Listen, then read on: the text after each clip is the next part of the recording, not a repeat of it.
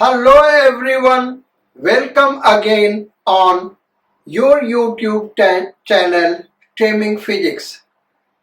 Students, आज हम लोग डिफरेंट टाइप ऑफ फोर्सेस पहले पढ़ेंगे क्योंकि हमने इनर्शिया, न्यूटन्स फर्स्ट लॉ और न्यूटन्स थर्ड लॉ पहले पढ़ा है। न्यूटन्स सेकेंड लॉ पढ़ने के लिए हमको फोर्स के बारे में डिटेल में जानना होगा क्योंकि वहां पे फोर्स आएगा। अब फोर्स कितने टाइप के होते हैं, फोर्स कैसे वर्क करते हैं, बॉडी के ऊपर इनको कैसे दिखाया जाता है, फिगर कैसे ड्रॉ करते हैं, ये सारा डिटेल हम करेंगे, तभी न्यूटन सेकेंड लॉ और उस पे बेस्ड प्रॉब्लम्स को समझ पाएंगे। तो बेसिकली अगर हम लोअर क्लास में जाए बेटा, जैसे नाइन्थ क्लास, सिक्स्थ क्लास से नाइन्थ क्लास तक हम लेकर देखें तो फोर्स वर्ड हर क्लास में आया होगा। और अगर सरल शब्दों में कहें तो फोर्स कैसे कहेंगे बेटा, फोर्स क्या होता है, पुश एंड पुल। यानी किसी भी चीज पे फोर्स लगाना है तो हम उसको पुश करें यानी धक्का दें, पुल करें यानी खींचे, इसी को हम फोर्स कहते हैं सरल शब्दों में। लेकिन उसके अलावा भी फोर्स है, जैसे अर्थ हर चीज को अपने तरफ खींचती है, वो क्या भाई, ग्रेविटेशनल फोर्स। या फिर टेबल पे कोई डब्बा रखा हुआ है तो अर्थ अपने तरफ खींच रहा तो वो नीचे नहीं जा रहा, क्यों, क्योंकि टेबल उसके ऊपर ऊपर की ओर फोर्स लगाता है ऑब्जेक्ट पे। इसको हम क्या कहते हैं, नॉर्मल रिएक्शन। वैसे ही किसी चीज को हम रस्सी से बांध के खींचते हैं तो रस्सी के अंदर टेंशन डेवलप होता है। तो इन्हीं फोर्सेस के बारे में हम एक एक करके पढ़ेंगे। पहला पढ़ते हैं हम लोग ग्रेविटेशनल फोर्स और वेट। ग्रेविटेशनल फोर्स और वेट, WEIGHT।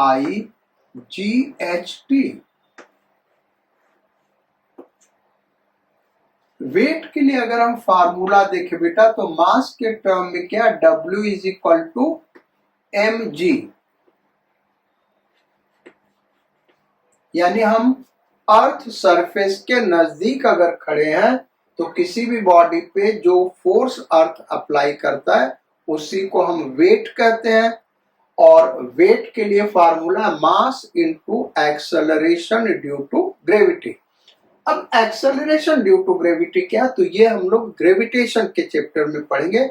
यहां पे हम केवल इतना बताएंगे कि भाई अगर मास को केजी में रखेंगे, मास को किस में रखेंगे भाई, केजी में, हमेशा याद रखना बेटा। और एक्सेलरेशन ड्यू टू ग्रेविटी को मीटर पर सेकेंड स्क्वायर में रखेंगे तो जो वेट है हमारा वो न्यूटन में आएगा भाई। वेट किस में होगा, न्यूटन में होगा। और दूसरी बात, कॉम्पिटिटिव एग्जाम में जनरली अगर जी का वैल्यू नहीं दिया है बेटा तो हम उसको लेते हैं जी का वैल्यू 10 मीटर पर सेकेंड स्क्वायर, 10 मीटर पर सेकेंड स्क्वायर। अदरवाइज क्वेश्चन में जी का जो वैल्यू दिया होगा वही लेंगे। वैसे जी का वैल्यू 9.8 मीटर पर सेकेंड स्क्वायर होता है, लेकिन कैलकुलेशन के सिंप्लिसिटी के लिए, कैलकुलेशन आसान करने के लिए हम 10 मीटर पर सेकेंड स्क्वायर लेंगे। तो आगे हम जितने भी प्रॉब्लम्स करेंगे वहां पे जी का वैल्यू अगर यूज आया वेट निकालने में तो 10 मीटर पर सेकेंड स्क्वायर लेंगे।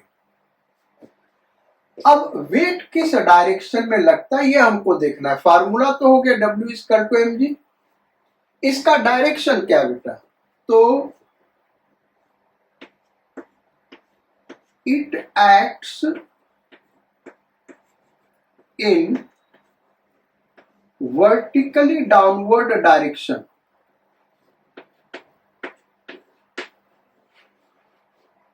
क्या भाई, वर्टिकली डाउनवर्ड डायरेक्शन।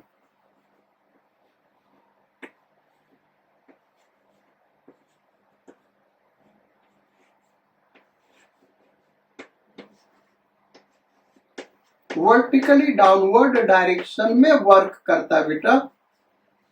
एग्जाम्पल अब हम फिगर ड्रॉ करके दिखा रहे हैं। जैसे ये कोई ब्लॉक है, सपोज कर लो मास m का, तो इसके वेट को हम एक एरो से रिप्रेजेंट करेंगे बेटा। वेट को किससे रिप्रेजेंट करेंगे? एरो से। एरो का जो टेल होगा वो बॉडी के सेंटर पे दिखाएंगे और ऐसे वर्टिकली डाउनवर्ड एक एरो ड्रॉ कर देंगे और यहां लिख दिया mg। मास m है तो उसका वेट होगा mg। बॉडी के सेंटर पे लगेगा वर्टिकली डाउनवर्ड डायरेक्शन में।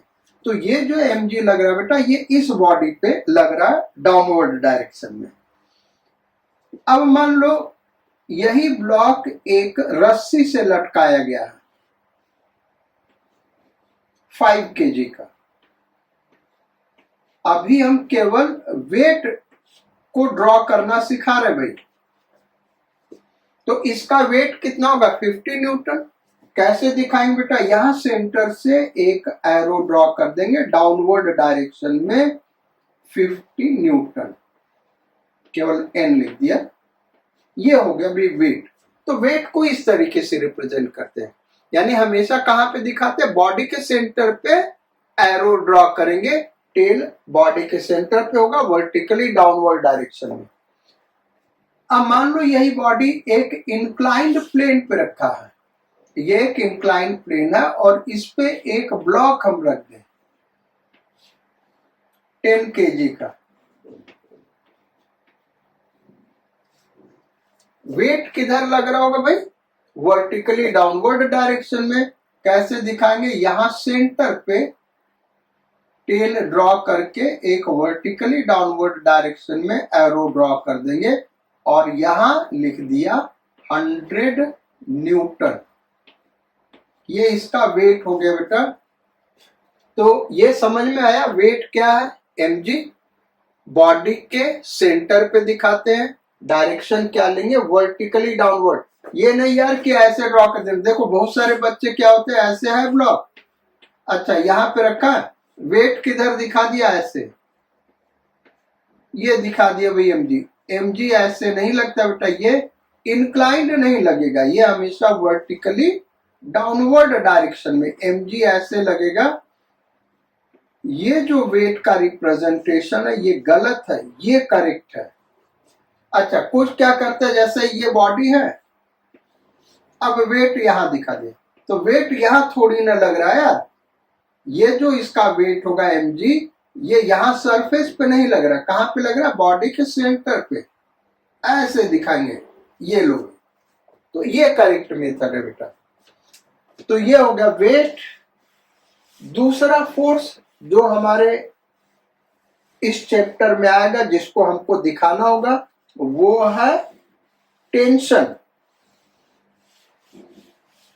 ये टेंशन कैसे रिप्रेजेंट करते बेटा? इसका डायरेक्शन क्या होगा ये हम लोग को सीखना है। तो उसके लिए टेंशन का डायरेक्शन समझने के लिए टेंशन लेने की कोई जरूरत नहीं भाई, बड़ा आसान है। अदरवाइज बच्चे बड़ा कंफ्यूज होते हैं बेटा, टेंशन दिखाया किस पे जाए, टेंशन किस पे लग रहा है, इन सबों में। अभी देखिए हम बड़ा सिंपल फिगर ड्रॉ कर रहे हैं बेटा। जब कॉम्प्लिकेटेड फिगर आता है वहीं पे थोड़ा सा कंफ्यूजन होता है। उसी कंफ्यूजन को रिमूव करने के लिए हम ये टॉपिक पढ़ा रहे हैं। तो दूसरा जो हमारा फोर्स आएगा वो होगा टेंशन।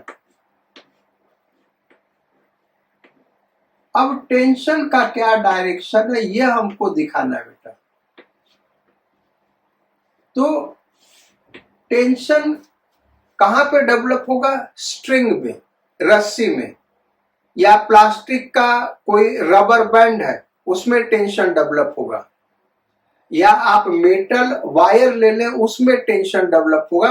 अब वो टेंशन डेवलप कैसे होता है? जैसे सपोज करो दो स्टूडेंट्स हैं, दो बच्चे हैं और एक रस्सी को खींच रहे हैं भाई। ये दो स्टूडेंट है और यहां पे एक रस्सी है ये, और इसको दोनों खींच रहा है। अपने अपने तरफ खींच रहा है, ये अपने तरफ खींच रहा है, ये अपने तरफ खींच रहा है। रस्सी को हम दिखा दें, ये ग्रीन कलर की रस्सी है, ये अपने तरफ इसको खींच रहा है, ये इस अपने तरफ खींच रहा है। अब जो बॉय ए और ये बॉय बी रस्सी को क्या कर रहे हैं भाई, अपने अपने तरफ खींच रहे हैं।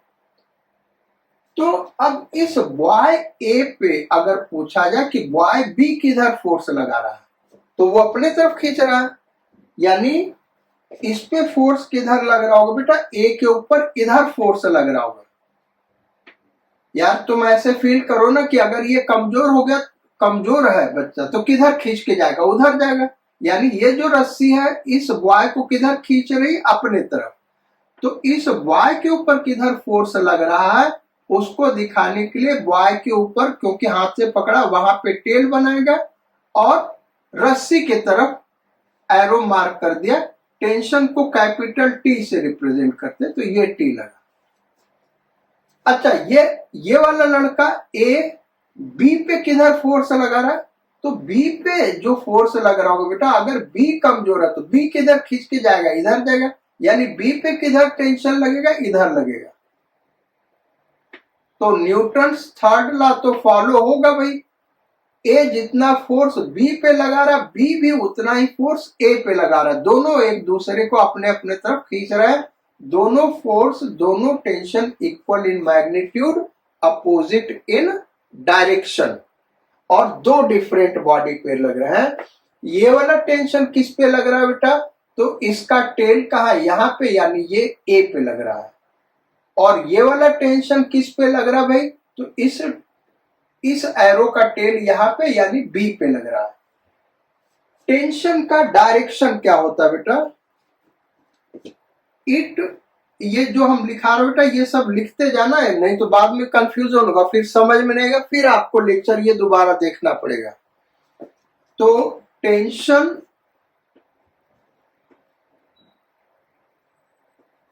X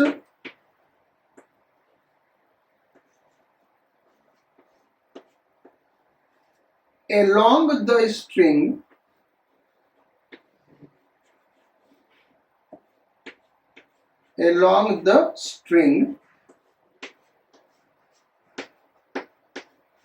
away from the body.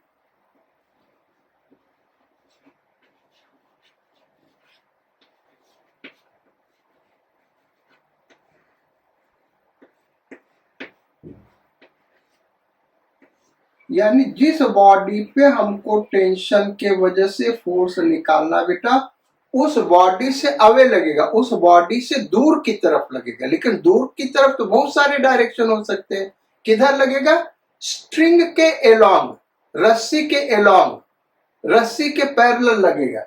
जैसे हमको ए पे निकालना है टेंशन, तो ये रस्सी है, तो इस बॉडी पे, बॉडी से अवे स्ट्रिंग के लॉन्ग, इस बॉडी पे बॉडी से अवे स्ट्रिंग के लॉन्ग, ये इस तरीके से बेटा। तो ये टेंशन के लिए कोई फार्मूला नहीं होता, ये टी से रिप्रेजेंट करते हैं, और उसको निकालने का तरीका है, कहीं ना कहीं डिफरेंट मेथड आएंगे, वहां से हम टेंशन निकालेंगे बेटा। टेंशन को टी से रिप्रेजेंट करते हैं, हमेशा बॉडी से अवे लगेगा, इतना आपको ध्यान रखना है। अब होगा कितना टेंशन, तो वो क्वेश्चन में ऐसे कंडीशंस दिए होंगे जिससे हम टेंशन को फाइंड आउट कर सकते हैं। तो टेंशन के और एग्जांपल्स को समझते हैं, कैसे इसके डायरेक्शन को देखेंगे। एग्जांपल और भी हम लेते हैं बेटा। जैसे मान लो अभी पीछे एक क्वेश्चन हमने दिखाया था कि एक ब्लॉक है, हैंग कर रहा है, ये एक ब्लॉक है बेटा, और ये हैंग कर रहा है, एक रस्सी के सहारे लटक रहा है। मान लो इसका मास m है। अब एक फोर्स हमने पढ़ाया, वेट, हम पूछे कि इसका वेट किधर एक्ट करेगा, तो वेट किधर लगेगा भाई, सेंटर पे, किस डायरेक्शन में, वर्टिकली डाउनवर्ड डायरेक्शन में। ये हो गया mg। टेंशन किधर लगेगा, तो इस ब्लॉक के ऊपर टेंशन किधर लगेगा, दिया हुआ it acts along the string, यानी इसी स्ट्रिंग के अलोंग लगेगा, अवे फ्रॉम द बॉडी। तो ये हमारा बॉडी बेटा रस्सी यहाँ पे बंधा है, देखो ये बॉडी, तो यार रस्सी यहाँ पे बंधा है ना, ये यहीं पे बंधा है रस्सी। तो बॉडी से अवे और स्ट्रिंग के अलोंग, यानी स्ट्रिंग की तरफ, बॉडी से अवे, बॉडी से दूर, स्ट्रिंग की तरफ लगेगा, तो ये हो गया डायरेक्शन टी। समझ में आया भाई? बॉडी से अवे, स्ट्रिंग के अलोंग, स्ट्रिंग के तरफ, तो यहां पे बंधा है, तो बॉडी से दूर और स्ट्रिंग की तरफ, तो स्ट्रिंग इस तरफ है, तो इधर लगेगा। अच्छा, अब दूसरा एग्जांपल इसका ले ले, ये फिगर बनाते चलिएगा बेटा, तभी आपको समझ में आएगा कि टेंशन हम शो कैसे करते। मान लो हम ऐसे ले लें, एक ब्लॉक ये है ए, और फिर यहां एक और रस्सी है, दूसरा ब्लॉक है बी। ब्लॉक ए का मास m1, ब्लॉक बी का मास m2। अब हम आपसे कहें कि ब्लॉक, और ये यहां छत पे कहीं बंधा हुआ है रस्सी। रस्सी का जब तक मास न दिया बेटा, मासलेस हम लेंगे, ये हमेशा याद रखना। रस्सी की दो प्रॉपर्टी क्वेश्चन में नहीं दी होती है, लेकिन वो अंडरस्टूड होता है।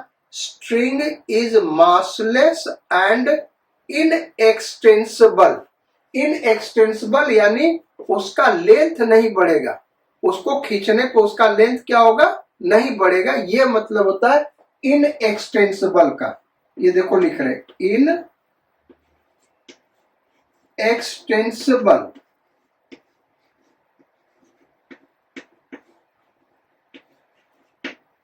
यानी बढ़ेगा नहीं ये।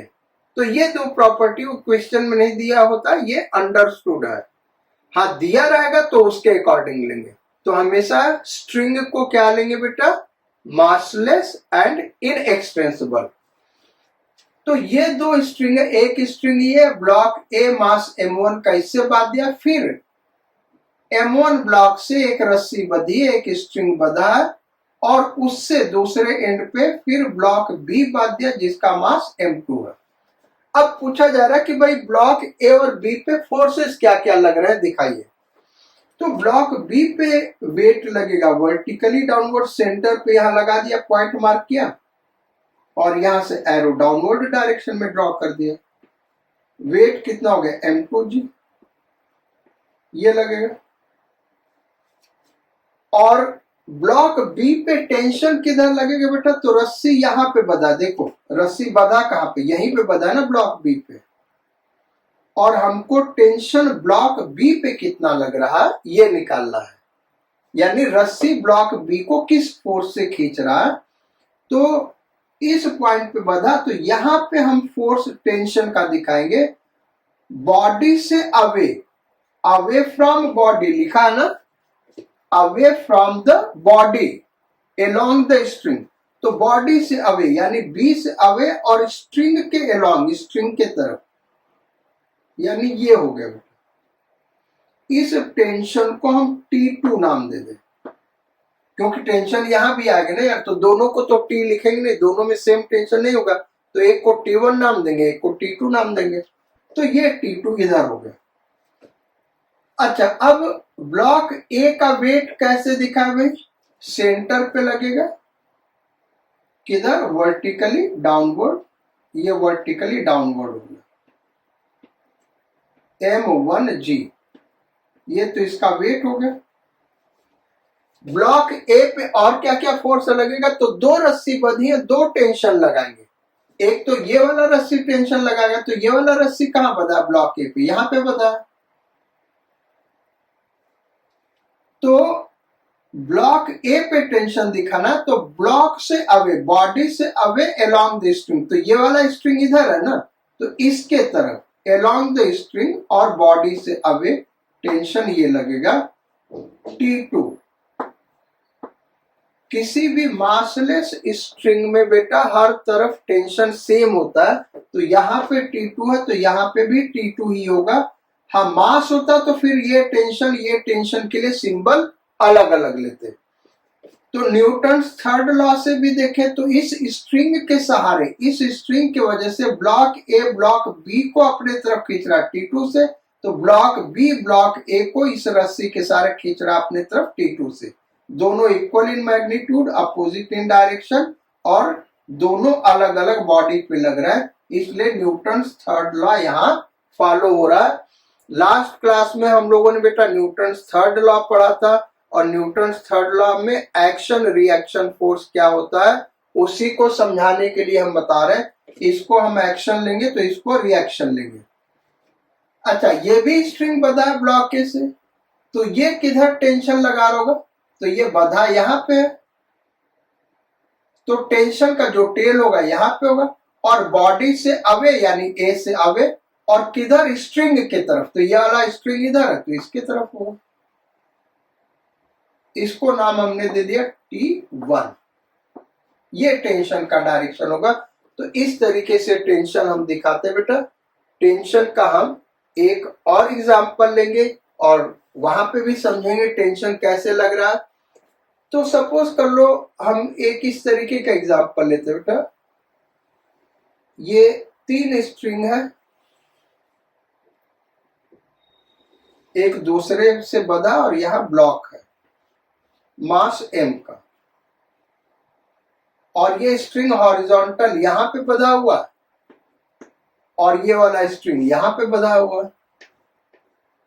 भाई ऐसा स्ट्रक्चर देख सकते हो, एक रस्सी है, एक रस्सी यहां बंधी है, और एक रस्सी वही वाली रस्सी ऐसे बंधी है, और बीच में कुछ हम बांध के हैंग कर दें तो ये थोड़ा सा इस टाइप से हो जाएगा, तो ये बंधा हुआ है। अब हमको ये बताना है कि इस ब्लॉक के ऊपर फोर्सेस कैसे लग रहे हैं, और इस पॉइंट पे फोर्सेस कैसे लग रहे हैं। इस पॉइंट को P मान लें, यहाँ पे क्या क्या फोर्स लग रहा है, किधर किधर लग रहा है, हमको बस फिगर ड्रॉ करके बताना बेटा। हम ये जो टॉपिक अभी पढ़ा रहे हैं डिफरेंट टाइप ऑफ फोर्सेस, इनको कैसे शो करते हैं, इनका सिंबल क्या है, बॉडी पे कैसे दिखाते हैं, डायरेक्शन क्या होता है, केवल यही हम लोग अभी सीखेंगे। आज की क्लास में यही सीखेंगे, और न्यूटन्स थर्ड लॉ का कुछ एग्जाम्पल लेंगे जो कॉम्पिटिटिव एग्जाम में आता है, फिर उसके बाद आगे बढ़ेंगे। तो इनका आपको प्रैक्टिस करना है। अब देखो इस ब्लॉक के ऊपर कैसे फोर्स लग रहा है, तो 2 फोर्स लग रहा होगा। एक तो इसका खुद का वेट, अर्थ जिस फोर्स से खींच रहा होगा, तो कहां पे फोर्स वो लग रहा होगा, इसके सेंटर पे, उसको हम वेट कहते हैं। और वेट किधर लगेगा भाई, वर्टिकली डाउनवर्ड डायरेक्शन में, तो वर्टिकली डाउनवर्ड डायरेक्शन में हमने एरो ड्रॉ कर दिया। अच्छा, मास कितना m और वेट होता है mg, तो यहाँ पे mg लिख दिया, ये हो गया फिर। अच्छा, ये वाला स्ट्रिंग बेटा, इस स्ट्रिंग को देखें तो ये स्ट्रिंग इस ब्लॉक के ऊपर किधर फोर्स लग रहा हो, तो स्ट्रिंग हमेशा टेंशन लगाता है, तो कहां पे लगेगा, बॉडी पे जहां बंधा होगा उसी पॉइंट पे लगेगा वो टेंशन।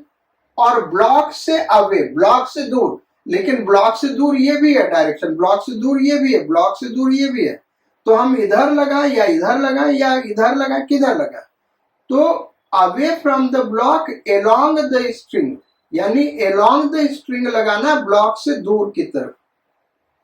ये हो गया बेटा away from the block along the string, इसको हम T1 नाम दे रहे हैं। अब इस पॉइंट P को देखे बेटा, तो पॉइंट P पे भी फोर्सेज लग रहे होंगे, क्योंकि पॉइंट P पे 3 स्ट्रिंग मिल रहे हैं, और स्ट्रिंग की प्रॉपर्टी होती है कि वो हमेशा चीजों को खींचता है अपनी तरफ खींचता है। तो इस पॉइंट P पे क्या डायरेक्शन होगा, ये पॉइंट P है, तो ये वाली रस्सी क्या कर रहा होगा, इसको अपने तरफ खींच रहा होगा। यही हमारा यहाँ पे बॉडी यही होगा, हमारा ऑब्जेक्ट या बॉडी यही पॉइंट P होगा। तो P से away along the string, P से अवे अलोंग द स्ट्रिंग, ये हो गया बेटा डायरेक्शन T1। देखो सेम स्ट्रिंग में टेंशन हर जगह सेम होगा बेटा, जो टेंशन यहां लगेगा वही टेंशन वहां पे लगेगा, इसलिए इसको T1 कहा, तो ये भी T1 होगा। अगर ये मासलेस है और हमने क्या कहा था, स्ट्रिंग जब तक न दिया हो, हम अगर कुछ नहीं कह रहा तो हम मान के चलेंगे मासलेस है। तो इस स्ट्रिंग को हम स्ट्रिंग नंबर 1 मान लें, इसको स्ट्रिंग नंबर 2 और इसको स्ट्रिंग या रस्सी नंबर 3। तो टेंशन का जो सिंबल है टी है बेटा, तो हर जगह तो टी नहीं लिखेंगे, तब तो सब बराबर हो गया। तो हम अलग अलग सिंबल T1, T2, T3 रखेंगे। तो ये वाला जो रस्सी है पॉइंट P पे फोर्स किधर लगा होगा, डाउनवर्ड डायरेक्शन में अलोंग द स्ट्रिंग, ये T1। अच्छा, ये वाला रस्सी क्या कर रहा होगा बेटा, तो ये हमारा object away from the object along the string, तो ये वाला स्ट्रिंग अपनी तरफ लगा रहा होगा, ये T2 ऐसे हो जाएगा।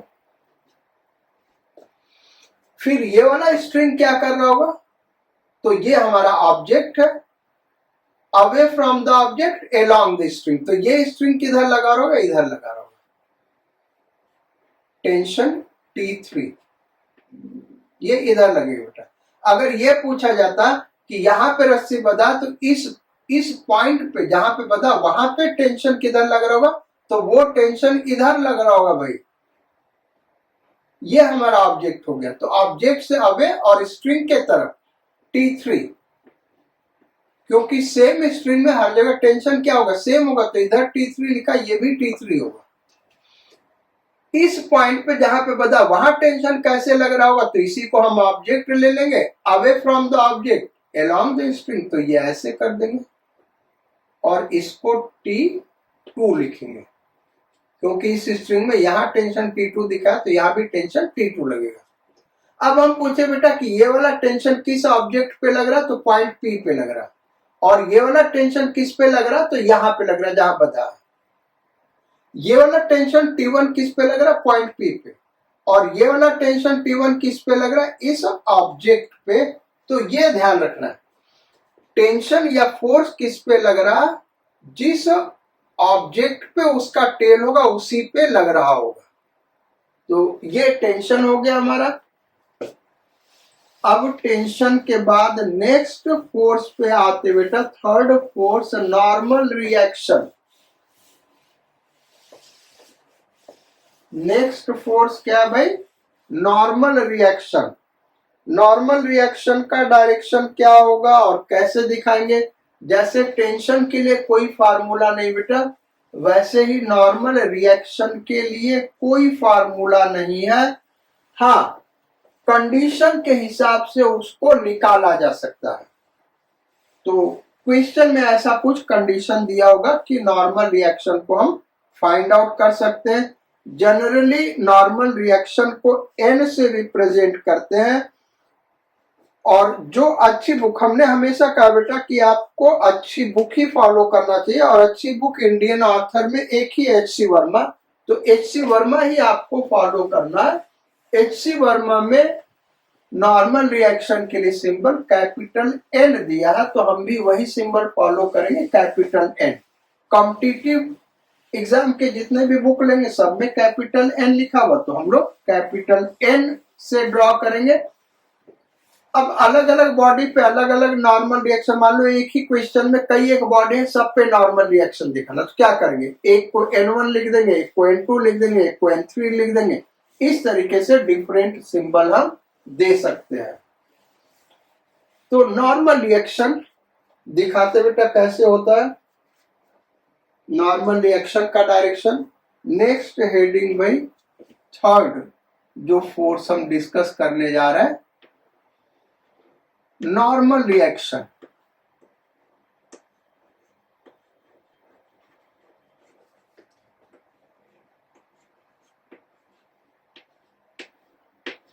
यहां पे लॉज ऑफ मोशन में केवल हम 4 फोर्स पढ़ेंगे बेटा, क्योंकि यही 4 फोर्स का यूज हो रहा है, और फिर उसके बाद आगे का टॉपिक स्टार्ट करेंगे। तो नॉर्मल रिएक्शन होता क्या है, देखो जब भी दो बॉडी हम कांटेक्ट में रखते बेटा, एक फ्रिक्शनल फोर्स भी है, तो फ्रिक्शनल फोर्स के बारे में हम यहाँ पे नहीं पढ़ेंगे। ये लॉज ऑफ मोशन के बहुत सारे टॉपिक खत्म कर लेंगे, न्यूटन सेकेंड लॉ खत्म कर लेंगे, तो फ्रिक्शनल फोर्स स्टार्ट करेंगे तो पूरा फ्रिक्शन ही पढ़ेंगे बेटा, क्योंकि वो बड़ा डिटेल में पढ़ना होगा। फ्रिक्शनल फोर्स दो टाइप का होता है, काइनेटिक फ्रिक्शन, स्टैटिक फ्रिक्शन, और भी बहुत सारा डिटेल पढ़ना है। लेकिन थोड़ा सा यहाँ पे इंट्रोडक्शन देंगे फ्रिक्शनल फोर्स का, क्योंकि कुछ एक प्रॉब्लम में ये वर्ड आ सकता है, कुछ एक क्वेश्चन में। तो क्या होता है ये फ्रिक्शनल फोर्स, उसको यहाँ पे हम डिस्कस करेंगे। नॉर्मल रिएक्शन क्या, जब भी किसी दो बॉडी को कांटेक्ट में रखते बेटा, तो वो एक बॉडी दूसरे बॉडी पे फोर्स लगाता है, कांटेक्ट फोर्स। कांटेक्ट फोर्स जो सरफेस के अलोंग लगता है उसको फ्रिक्शनल फोर्स कहते हैं, और सरफेस के परपेंडिकुलर जो फोर्स लगता है उसी को नॉर्मल रिएक्शन कहते हैं। नहीं समझे आप बात को? जैसे सपोज करो ये एक हॉरिजॉन्टल सरफेस है और यहां पे हमने एक ब्लॉक रखा, तो जो दोनों का कांटेक्ट का सरफेस है वो यही है ना भाई, ये है। ग्राउंड और ब्लॉक को हमने कांटेक्ट में रखा, तो कांटेक्ट सरफेस क्या होगा, ये हो गया। तो जो सरफेस के परपेंडिकुलर फोर्स लगेगा, ये डायरेक्शन, इसको हम नॉर्मल रिएक्शन कहते हैं। और जो सरफेस के अलोंग फोर्स लगता है बेटा, इसी को हम फ्रिक्शनल फोर्स कहते हैं। एफ, फ्रिक्शनल फोर्स को स्मॉल एफ से रिप्रेजेंट करते हैं और नॉर्मल रिएक्शन को कैपिटल एन से। दूसरा एग्जांपल लेते हैं, मान लो ऐसे इंक्लाइंड प्लेन है और यहाँ पे कोई ब्लॉक रखा है और ये इंक्लिनेशन बहुत ज्यादा नहीं है, ये बॉडी यहीं पे रेस्ट में पड़ा हुआ है। तो अब देखो क्या कि ये बॉडी इस सरफेस के साथ कांटेक्ट में बेटा, तो जो कांटेक्ट सरफेस है वो ये है, दोनों के बीच में कांटेक्ट सरफेस क्या, ये है। इस कांटेक्ट सरफेस पे ये ग्राउंड या इंक्लाइंड प्लेन बॉडी पे फोर्स लगा होगा और न्यूटन थर्ड लॉ के अकॉर्डिंग बॉडी इंक्लाइंड प्लेन पे फोर्स लगा रहा होगा according to Newton third law. तो इस फोर्स को हम कांटेक्ट फोर्स कहते हैं, यानी ये जो फोर्स है और ये जो फोर्स है बेटा, इन दोनों का जो रिजल्टेंट होता है उसको कांटेक्ट फोर्स कहते हैं। डिटेल में इसको हम पढ़ेंगे जब फ्रिक्शन पढ़ाएंगे, अभी तो हमको बस नॉर्मल रिएक्शन बताना है, थोड़ा सा हम डिस्कस कर दे रहे हैं उस चीज को, तो नॉर्मल रिएक्शन पे हम ध्यान दें। तो इस कांटेक्ट के अलोंग जो फोर्स लगेगा वो इधर लग सकता है या इधर लग सकता है, बॉडी के सरफेस के अलोंग, उसको हम फ्रिक्शनल फोर्स कहते हैं। और जो सरफेस के परपेंडिकुलर लगता है उसको हम क्या कहते हैं, नॉर्मल रिएक्शन। ठीक है भाई, तो हमेशा हमको यह याद रखना कि अगर एक बॉडी किसी सरफेस पे रखा है, यानी या एक बॉडी दूसरे बॉडी पे रखा, या कई एक बॉडी 8-10 बॉडी एक दूसरे के ऊपर रखे हुए, तो एक दूसरे के साथ कांटेक्ट में है, तो जो कांटेक्ट सरफेस होगा उसके परपेंडिकुलर डायरेक्शन में जो फोर्स लगता है उसी को हम क्या कहते हैं, नॉर्मल रिएक्शन। अब इस नॉर्मल रिएक्शन फोर्स को कैपिटल एन से रिप्रेजेंट करते हैं और इसको हम एग्जांपल लेके फिगर ड्रॉ करके समझाते हैं कि भाई नॉर्मल रिएक्शन का डायरेक्शन क्या होगा। निकालेंगे कैसे नॉर्मल रिएक्शन को, तो वो क्वेश्चन में ऐसा कंडीशन दिया होगा कि उसको हम निकाल सकते हैं। जितने भी फोर्स पढ़ रहे बेटा, चाहे हमने वेट पीछे डिस्कस किया या टेंशन, या अभी नॉर्मल रिएक्शन डिस्कस करेंगे, फिर फ्रिक्शनल फोर्स हल्का सा डिस्कस करेंगे क्योंकि वो पूरा का पूरा एक चैप्टर ही है, तो हमने आपको बताया कि उसको डिटेल में आगे चल के पढ़ाएंगे। या फिर force applied by spring, spring यार साइकिल में स्प्रिंग लगा होता है, मोटरसाइकिल में शॉकर लगा होता है, वो स्प्रिंग है, तो उसके वजह से जो फोर्स लगता है, ये सारे के सारे क्या है, एक टाइप के फोर्स है। तो इन सबका यूनिट एक ही होगा, क्या होगा, न्यूटन। सबका यूनिट क्या होगा भाई, न्यूटन होगा। अब नॉर्मल रिएक्शन दिखाएंगे कैसे बेटा, तो इसका हम एग्जांपल लेते हैं। पहला सबसे सिंपल एग्जांपल, एक हॉरिजॉन्टल सरफेस है और इस पे एक ब्लॉक रखा हुआ है।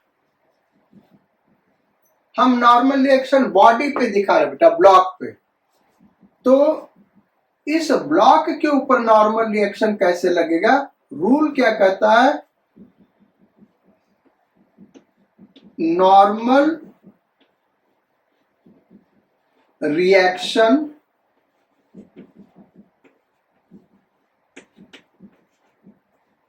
acts perpendicular to the surface, perpendicular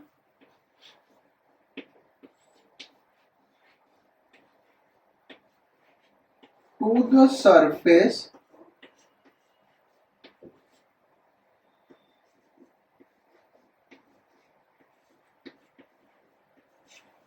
in contact and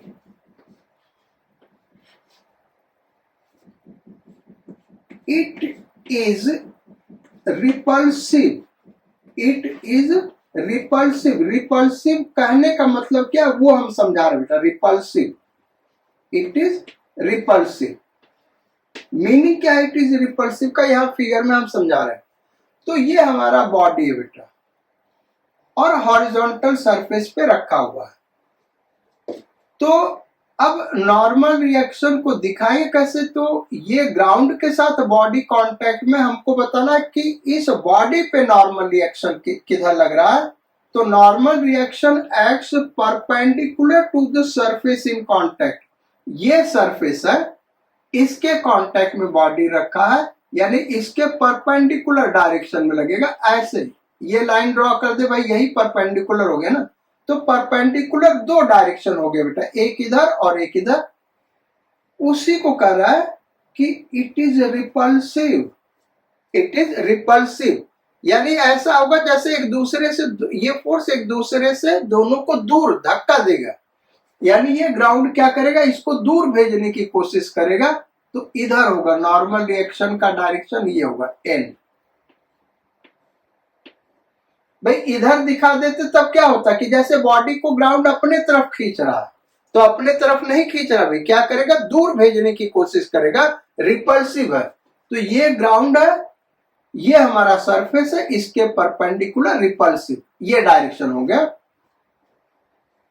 अगर हमसे यही पूछा जाता, देखो ये जब ग्राउंड, ये सरफेस जब बॉडी पे नॉर्मल रिएक्शन इधर लगा रहा है, तो according to Newton third law ये बॉडी सरफेस पे नॉर्मल रिएक्शन किधर लगा रहा होगा बेटा? अलग से हम फिगर ये सरफेस का ड्रॉ कर दे तो नॉर्मल रिएक्शन किधर लगेगा? अवे लगेगा, यानी डाउनवर्ड लगेगा, वही नॉर्मल रिएक्शन।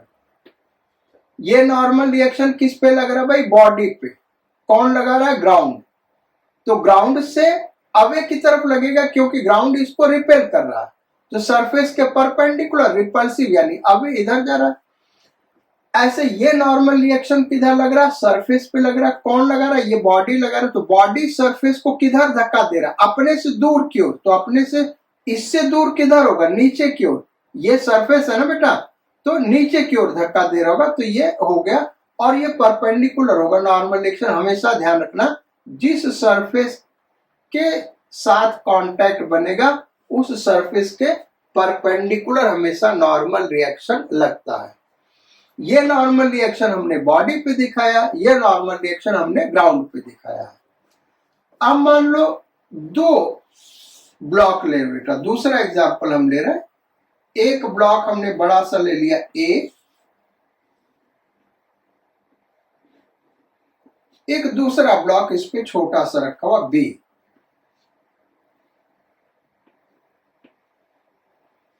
भाई फोर्सेज इस पे वेट भी लग रहा होगा, वो हम नहीं दिखा रहे क्योंकि वो हमने पहले ही समझा दिया बेटा। जब क्वेश्चंस करेंगे तो वहां पे ये सारे वेट भी आएगा, नॉर्मल रिएक्शन भी आएगा, टेंशन भी आएगा, फ्रिक्शनल फोर्स भी आएगा, फोर्स अप्लाइड बाय स्प्रिंग भी आएगा। तो एक ही फिगर में सारा दिखेगा। लेकिन यहाँ पे हम जो टॉपिक समझा रहे हैं केवल वही फोर्स दिखा रहे हैं और सब नहीं दिखा रहे। तो क्वेश्चन ये है बेटा कि दो बॉडी है ए और बी और दोनों एक हॉरिजॉन्टल ग्राउंड पे रखा, पहले ए को हॉरिजॉन्टल ग्राउंड पे रखा और फिर बी को ए के ऊपर रख दिया।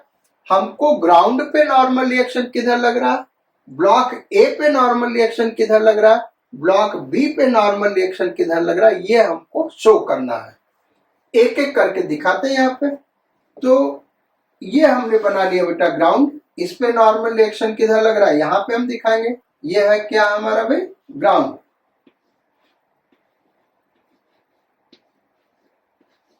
अच्छा, ए पे नॉर्मल रिएक्शन किधर लग रहा है, तो ए को हम यहां बना दे रहे हैं। भाई एक दूसरे से अलग अलग बनाएंगे तभी पता चलेगा ना यार कि किस पे कौन सा नॉर्मल रिएक्शन किधर किस पे लग रहा है। ये ए हो गया और बी को हमने यहां पे बना दिया, ये बी हो गया। अब देखो बेटा हमने क्या कहा है, normal reaction acts perpendicular to the surface in contact and is repulsive. दो वर्ड आपको याद करना जरूरी है, एक तो परपेंडिकुलर टू द सरफेस और दूसरा रिपल्सिव। ये दो चीज आप याद रखोगे तो डायरेक्शन में कभी कोई कंफ्यूजन नहीं होगा। ग्राउंड पे नॉर्मल रिएक्शन किधर लगेगा, तो ग्राउंड किसके साथ कांटेक्ट है बेटा, ए के बॉटम के साथ। ए का बॉटम यह है ना यार, ये ए के बॉटम के साथ। तो इसका सरफेस ऐसे है और इसका भी सरफेस हॉरिजॉन्टल है, तो इसके परपेंडिकुलर नॉर्मल रिएक्शन लगेगा, यानी ऐसे लगेगा। और ए क्या कर रहा होगा, रिपेल कर रहा होगा इसको। ए क्या कर रहा होगा बेटा, ग्राउंड को रिपेल कर रहा होगा, नीचे की ओर धक्का दे रहा होगा। तो नॉर्मल रिएक्शन ग्राउंड पे ऐसे लगेगा। ये एन हो गया बेटा, ये क्या हो गया, एन हो गया। जब टेंशन हम ड्रॉ कर रहे थे बेटा तो वो उसका टेल बॉडी पे जा रहा था ना, यहाँ पे नॉर्मल रिएक्शन का हेड बॉडी पे जा रहा है। ये ध्यान रखो, नॉर्मल रिएक्शन का हेड बॉडी पे दिख रहा है। ए पे दो नॉर्मल रिएक्शन लगेगा, एक तो ग्राउंड लगाएगा ए पे और दूसरा ब्लॉक बी ए पे लगाएगा, क्योंकि ब्लॉक बी रखा हुआ तो वो भी तो नॉर्मल रिएक्शन लगाएगा। तो ग्राउंड ए पे किधर नॉर्मल रिएक्शन लगाएगा बेटा, तो ग्राउंड ए के बॉटम के साथ कांटेक्ट में, यानी यहां पे नॉर्मल रिएक्शन लगाएगा। और किधर लगाएगा, तो ग्राउंड इसको रिपेल करेगा, यानी अपने से दूर भेजने की कोशिश करेगा, यानी नॉर्मल रिएक्शन ऐसे लगेगा। न्यूटन थर्ड लॉ के अकॉर्डिंग दोनों नॉर्मल रिएक्शन इक्वल होंगे बेटा। जितना ये नॉर्मल रिएक्शन इसके ऊपर लगाएगा उतना ये नॉर्मल रिएक्शन इसके ऊपर लगाएगा। इस वाले को हम N1 नाम दे दे तो ये भी N1 होगा, ठीक। अब इसी ब्लॉक ए पे ब्लॉक बी किधर नॉर्मल रिएक्शन लगा होगा, तो सरफेस हमारा हॉरिजॉन्टल है, यानी नॉर्मल रिएक्शन वर्टिकल डायरेक्शन में होगा। अब ब्लॉक बी ए के ऊपर नॉर्मल रिएक्शन लगा रहेगा। भाई सरफेस के टॉप पे, ए के टॉप पे नॉर्मल रिएक्शन कौन लगाएगा, बी लगाएगा। तो बी कैसे लगाएगा, परपेंडिकुलर टू द सरफेस और रिपल्सिव, यानी ब्लॉक बी क्या चाहेगा कि ए उससे दूर चला जाए, तो बी ए को दूर भेजना चाहेगा, यानी नीचे की ओर दबाएगा। इस नॉर्मल रिएक्शन को N2 नाम दे दे बेटा। अब न्यूटन्स थर्ड लॉ के अकॉर्डिंग ए बी के ऊपर नॉर्मल रिएक्शन लगाएगा, अपोजिट डायरेक्शन में, मैग्नीट्यूड वही होगा N2। तो ऐसे नॉर्मल रिएक्शन लगाएगा बेटा। ए क्या करेगा, बी के ऊपर परपेंडिकुलर डायरेक्शन में, सरफेस हॉरिजॉन्टल है तो परपेंडिकुलर डायरेक्शन में, और रिपल्सिव यानी ए क्या चाहेगा, बी को दूर भेजना चाहेगा, तो इस पे इधर लगेगा। अच्छा एक और चीज ध्यान देने का बेटा, ये ध्यान, अगर हम पूछे कि ये N1 किस पे लग रहा है, ए पे लग रहा है, और ये वाला N1 नॉर्मल रिएक्शन किस पे लग रहा है, ग्राउंड पे लग रहा है। ये वाला N2 जो नॉर्मल रिएक्शन वो किस पे लग रहा है भाई, ए पे लग रहा है। कौन लगा रहा है, बी लगा रहा है। कौन लगा रहा है, बी लगा रहा है। और ये वाला नॉर्मल रिएक्शन किस पे लग रहा है, बी पे लग रहा है। कौन लगा रहा है, ए लगा रहा है। ध्यान रखना वो ग्राउंड नहीं लगा रहा भाई, ये ए लगा रहा है, जहां कांटेक्ट होगा वहीं से लगेगा। तो ये हो गया बेटा। कुछ एक और एग्जांपल लेते हैं नॉर्मल रिएक्शन का, क्योंकि इतने से काम नहीं चलेगा, तो आगे एग्जांपल लेते हैं इसका। नॉर्मल रिएक्शन का।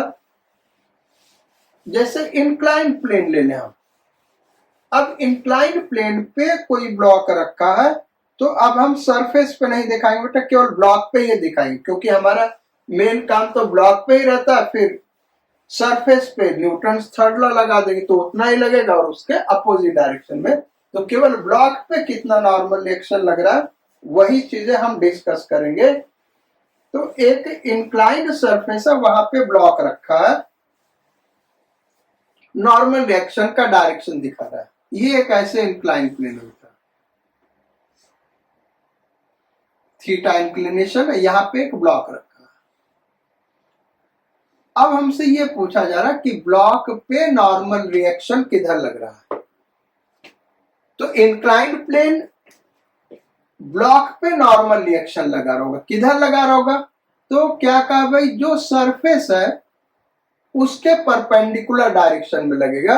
तो ये हमारा सरफेस है, इसके परपेंडिकुलर डायरेक्शन में, और क्या होगा, रिपल्सिव होगा, यानी जो सरफेस है वो इसको रिपेल करेगा, अपने से दूर भेजेगा, और ये 90 डिग्री होगा। ये याद रखना बेटा, एन सिंबल क्या है, एन।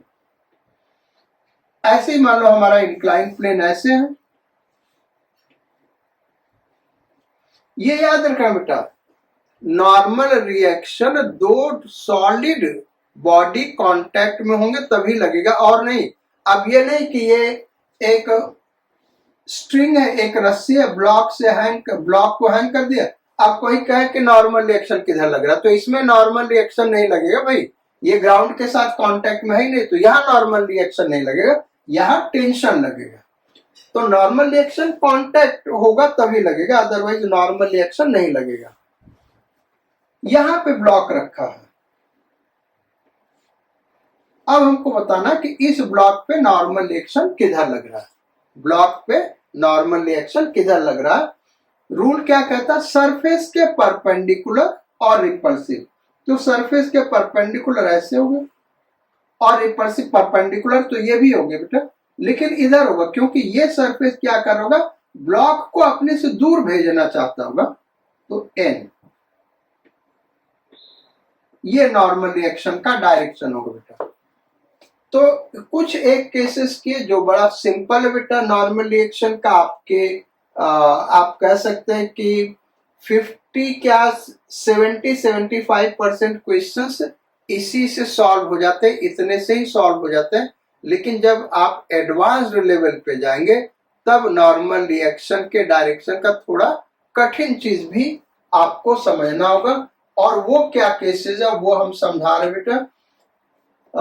केस ये है कि जैसे सपोज कर लो ये एक स्फीयर है, और यहां पे ग्राउंड पे रखा हुआ ऐसे, और फिर यहां पे एक रॉड रखा हुआ भाई, क्या रखा हुआ बेटा, रॉड। इस स्फीयर के सपोर्ट से एक रॉड रखा गया है। अब हमको ये बताना है कि जो सॉलिड स्फीयर है इस रॉड पे किधर नॉर्मल रिएक्शन लगा रहा है।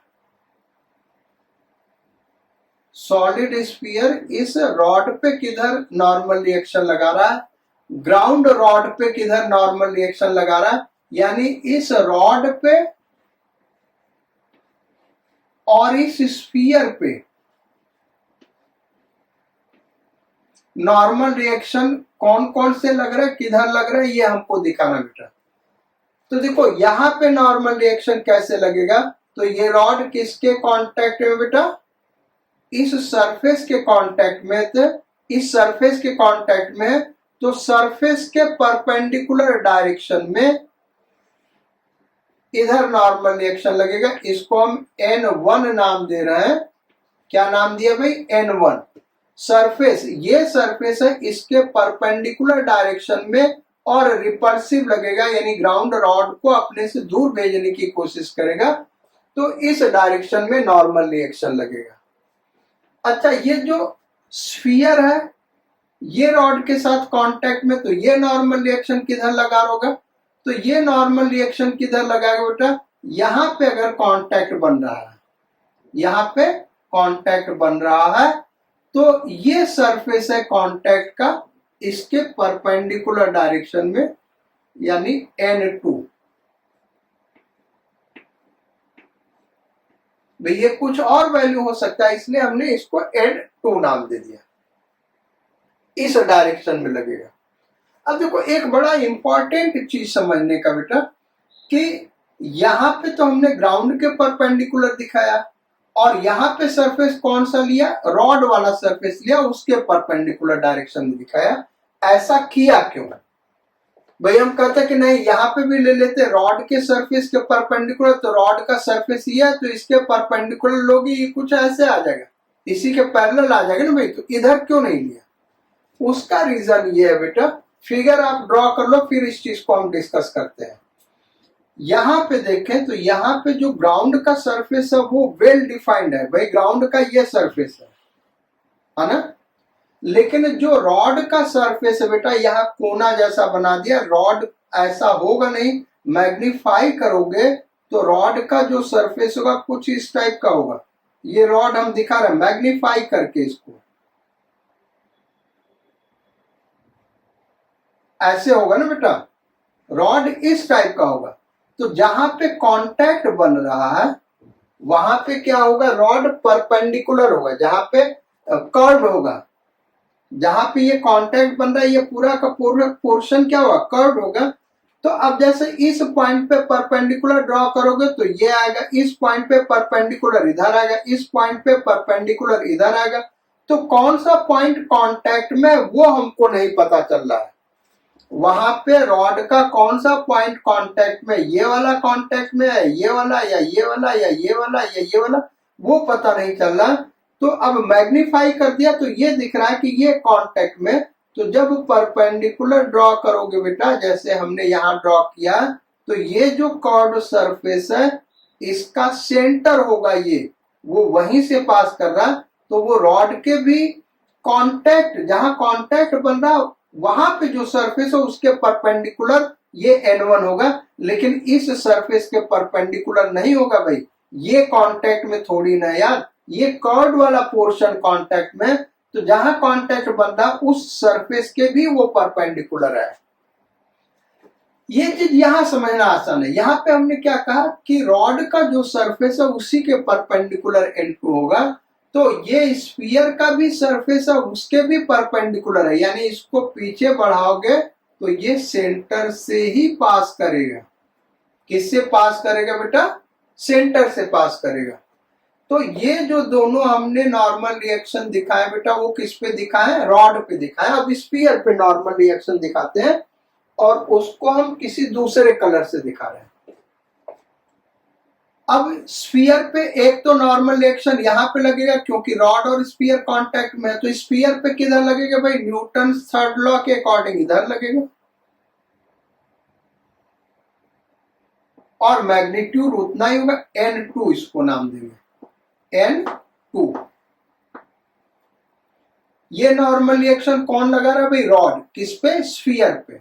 तो ये हमारा सरफेस है उसके परपेंडिकुलर डायरेक्शन में, लेकिन ये जो स्फीयर का पॉइंट कांटेक्ट में आ रहा उसके भी परपेंडिकुलर होगा, यानी कहां से पास करेगा, सेंटर से पास करेगा। ऐसे ही ग्राउंड स्फीयर के ऊपर नॉर्मल रिएक्शन लगा रहा होगा बेटा, तो वो नॉर्मल रिएक्शन कैसे लग रहा होगा, वो स्फीयर के तो परपेंडिकुलर होगा ही और इसके भी परपेंडिकुलर होगा। ये थोड़ा सा फिगर गड़बड़ बन गया, ये ऐसे होगा बेटा,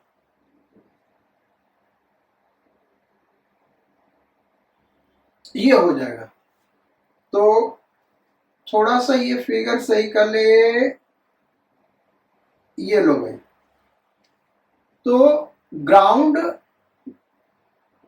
इस स्फीयर के ऊपर नॉर्मल रिएक्शन किधर लगा रहा होगा, तो N3 इसको हम नाम दे रहे हैं, N3।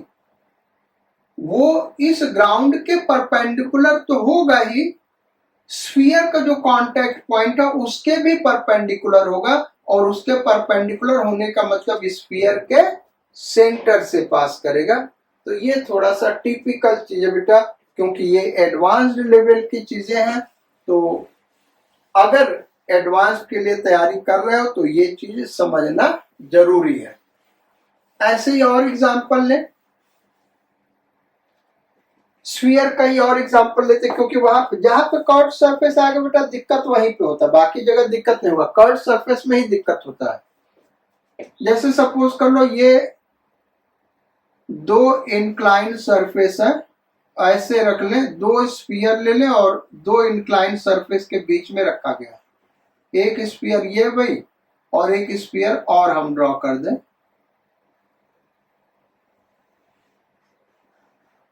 ऐसे दो स्फीयर है और ये दो इंक्लाइन सरफेस है, उसके बीच में ऐसे रखा गया है। अब देखो कांटेक्ट तीन जगह बन रहा है, एक यहाँ पे कांटेक्ट बन रहा है, एक यहाँ पे कांटेक्ट बन रहा है, एक यहाँ पे कांटेक्ट बन रहा है, यानी तीन जगह नॉर्मल रिएक्शन लग रहा होगा। सॉलिड सरफेस जहां पे भी कांटेक्ट में होंगे नॉर्मल रिएक्शन लगेगा, अगर रफ है तो फ्रिक्शनल फोर्स भी लगेगा, लेकिन चूंकि हम नॉर्मल रिएक्शन की बात कर रहे हैं तो उसी डायरेक्शन को यहाँ पे डिस्कस करेंगे।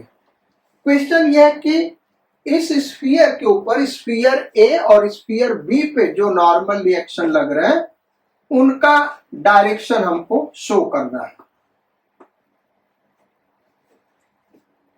तो स्फीयर ए पे एक तो यहां कांटेक्ट बन रहा है, यानी ये वाला जो सरफेस है बेटा नॉर्मल रिएक्शन लगा रहा होगा, और वो किस डायरेक्शन में लग रहा होगा तो उसका डायरेक्शन ये होगा बेटा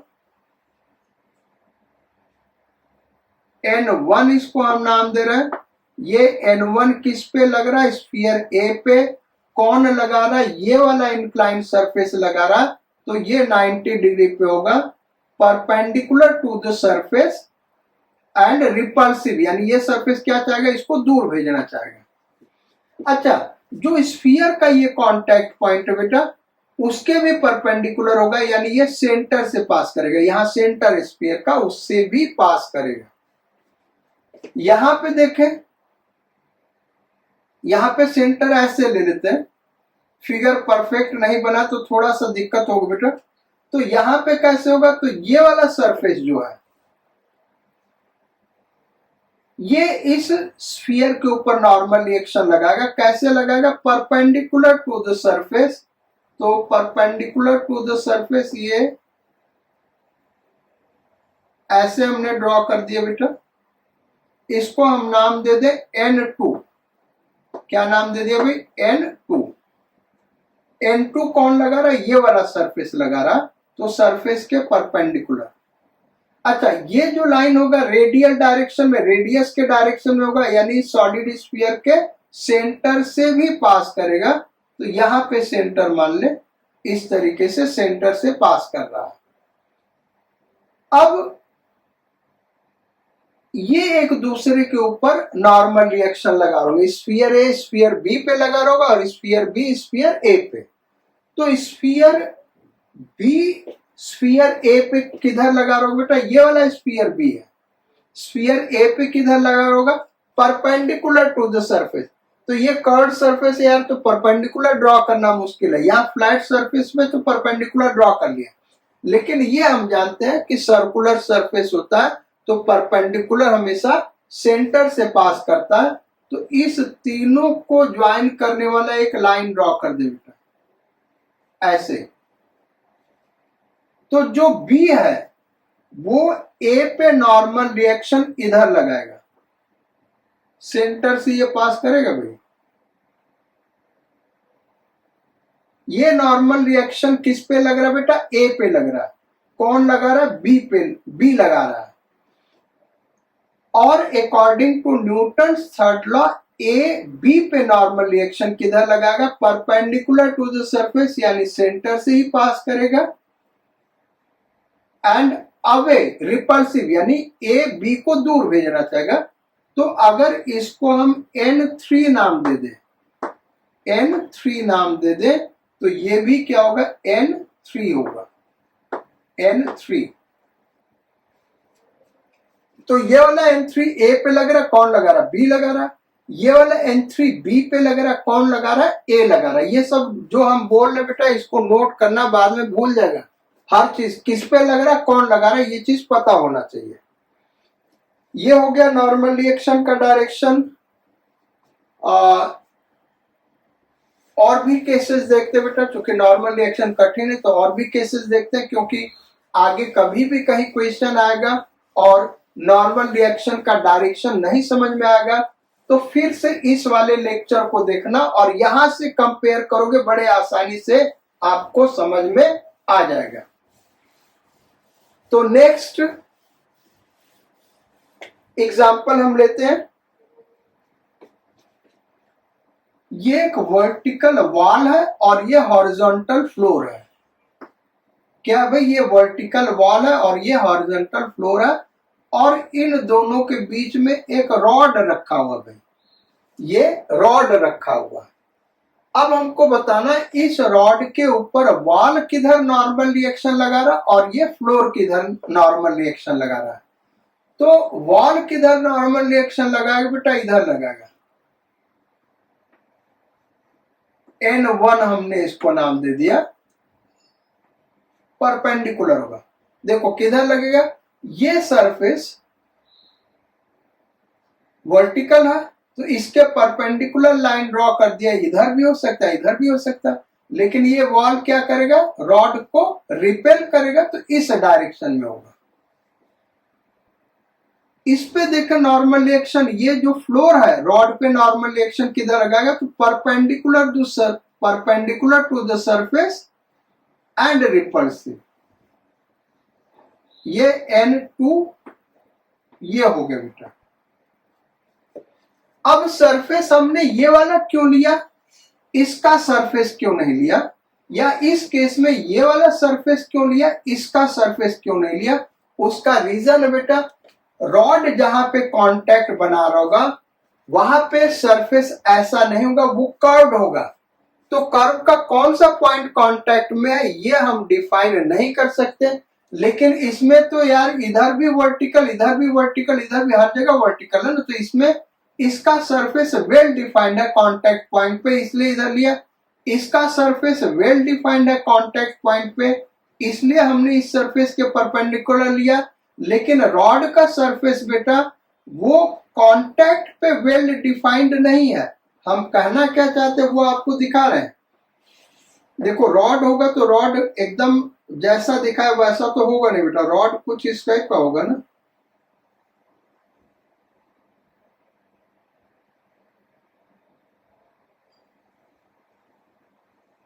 ये रॉड का सरफेस कर्व होगा बेटा, तो जो सरफेस यहां दिख रहा है वो यहाँ पे कांटेक्ट पॉइंट पे वैसा सरफेस नहीं होगा, कर्व होगा।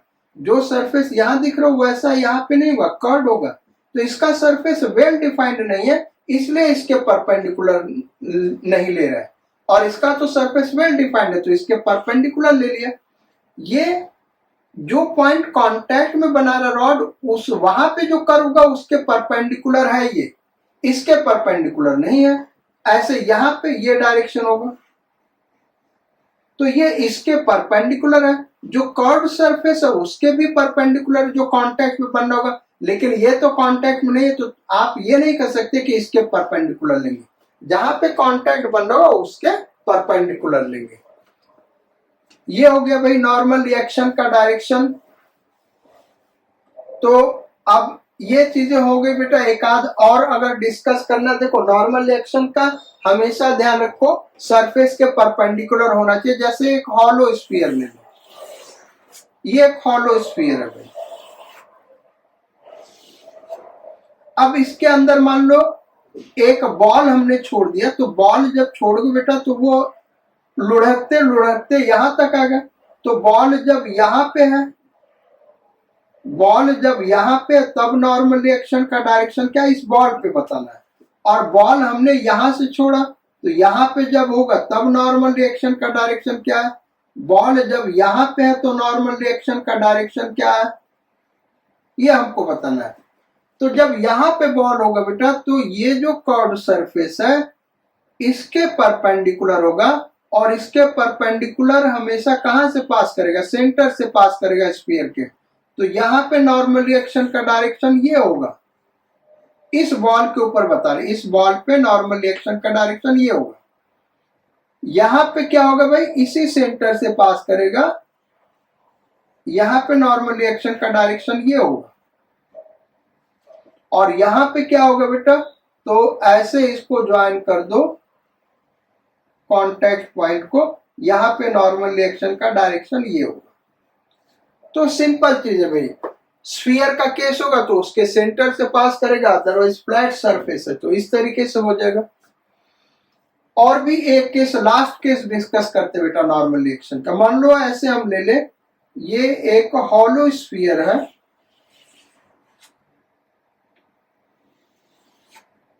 और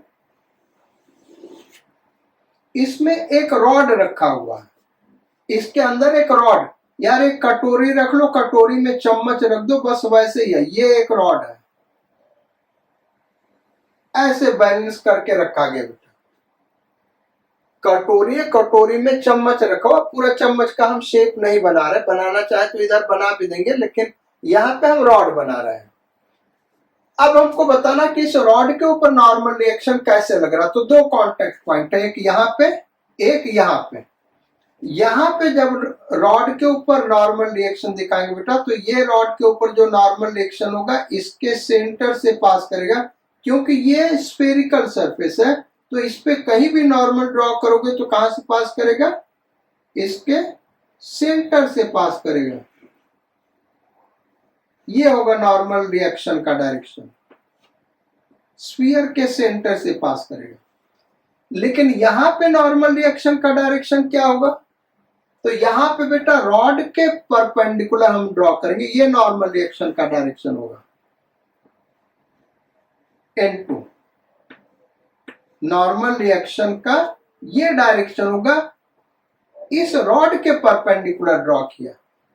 क्यों ऐसा किया, यहां पे रॉड के परपेंडिकुलर नहीं किया, यहां पे स्फीयर का सरफेस लिया, और यहां पे स्फीयर का सरफेस नहीं लिया, रॉड का सरफेस लिया।